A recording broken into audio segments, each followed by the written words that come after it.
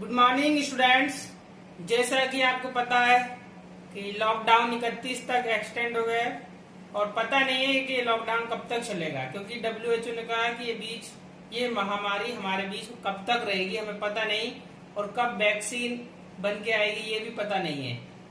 तो स्टूडेंट्स, सबसे लास्ट में ही स्कूलों को खोला जाएगा, ये आप भी जानते हो। सबसे पहले बंद किया था और सबसे लास्ट में खोला जाएगा स्कूलों का, क्योंकि स्कूलों में बच्चे होते हैं, भीड़ होती है। इसलिए आप क्या करो, ऑनलाइन पढ़ने की आदत डाल लो अब, जिससे आप इस सेशन में कोर्स को ज्यादा से ज्यादा कवर कर सको।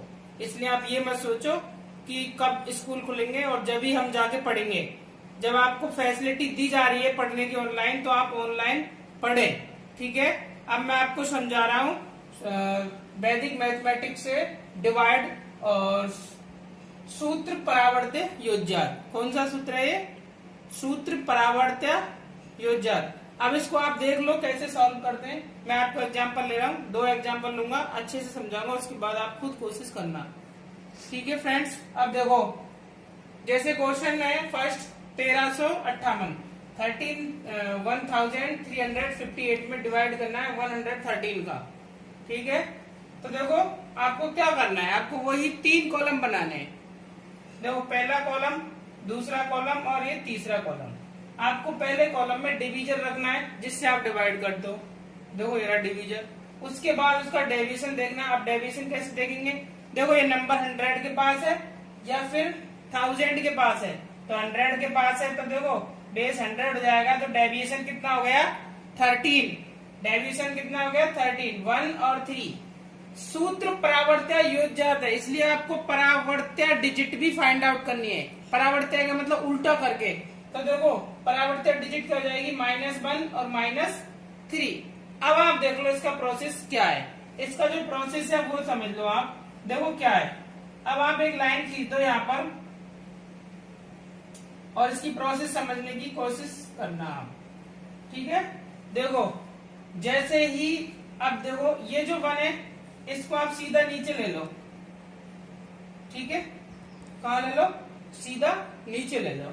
अब इस 1 को आप इससे मल्टीप्लाई करो तो -1 और 3 से करोगे तो -3। ठीक है, अब आप क्या करो, 3 में से 1 सब्ट्रैक्ट करोगे। अब ये वाला कॉलम लोगे ना, पहले आपने ये कॉलम ले लिया, अब ये कॉलम लोगे आप, तो 3 में से 1 गया तो 2। इस 2 को आप नीचे ले लो और इस 2 से आप मल्टीप्लाई करोगे अब इनको। तो देखो -2 बन जा 2, तो माइनस का 2 आएगा क्या? सॉरी, ये डिजिट आगे जाएगी क्योंकि डिजिट आपकी पहले एक खिसक चुकी है, तब ये डिजिट आगे जाएगी।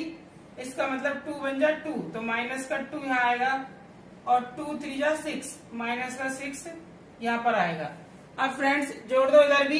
देखो 8 में से 6 गए तो 2 और 3 और 2 5, माइनस के 5 है क्या? देखो 3 और 2 5, ये माइनस के 5 है और 5 में से 5 गए तो 0, तो कितना बचा? ये 0। ठीक है, अब तो ये तो देखो क्या हो गया? क्यूशेंट। इसको आप क्या बोलते हो? क्यूशेंट। और इसको आप क्या बोलते हो? रिमाइंडर। तो आप इधर लिख दो अलग से।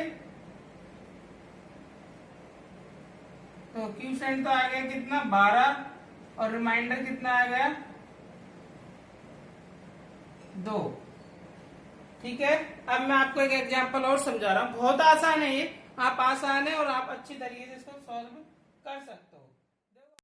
अब हम एक बड़ा एग्जांपल लेते हैं। पहले हमने छोटा एग्जांपल समझा था ऊपर, अब अपन क्या करते हैं, एक बड़ा एग्जांपल लेते हैं। देखो 395166, इसको डिवाइड करना आपको 1321 से, तो वही प्रोसीजर रहेगा सेम। देखो क्या है, डिवीजर कितना है? 1321। डिवीजर कितना है? 1321। अब आपको वही डेविएशन लिखना है इसका। तो देखो डेविएशन कैसे फाइंड आउट करते हैं। जब बेस कितना था? 100 था, 100 के आसपास था ना नंबर, तो हमने कैसे लिया? आपने डेविएशन 100 के आसपास ही लिया था, 13। अब ये 1000 के आसपास है तो 321 आ गया डेविएशन। आपको अच्छी तरह समझना है क्योंकि 321 ज्यादा है 1000 से ये। ठीक है, 320। अब परावर्त्य डिजिट भी निकालनी है ना, तो परावर्त्य डिजिट को ये देखो, इसको माइनस कर दो, -3, इसको -2, -1। ठीक है, और आप सेट कर लो अभी नंबर। तो नंबर कैसे सेट करते हैं, देखो इसमें कितनी जीरो है, बेस में 3 जीरो है, तो आप 3 डिजिट इधर लिख लो, 1 6 6। जितनी जीरो होती है ना, उतनी डिजिट आप तीसरे कॉलम में लिख लो। उसके बाद बची हुई डिजिट आप इसमें लिख दो 3 9 5। अब आपको प्रोसीजर सेम वही रिपीट करना है। देखो इस 3 को आप सीधा यहां पर ले लो, देखो 3 को कहां ले लो, सीधा यहां पर ले लो। ले लिया क्या?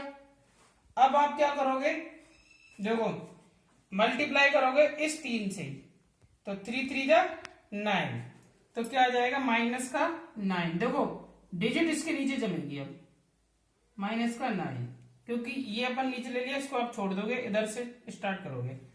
3 2 जा 6, तो -6। ठीक है, 3 1 जा 3, तो -3। ठीक है स्टूडेंट्स, अब देखो 9 में से 9 गए तो 0। अब इस कॉलम को आप ऐड करोगे इस वाले को। ठीक है, इस वाले को 9 में से 9 गए तो 0।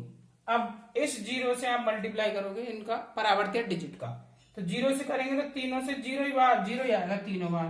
तो एक 0 यहां पर रखो, एक यहां पर और एक आगे बढ़ा दो। अब आप इस कॉलम को ऐड करोगे इस वाले को, तो देखो 5 में से 6 गए, तो 5 और 6 ये माइनस का है ना, तो 5 में से 6 घटेंगे, सब्ट्रैक्ट होंगे ना, तो कितना बचेगा, -1 बचेगा। आप इसको ऐसे लिख लो समझने के लिए, देखो -1 लिख लो ऐसे।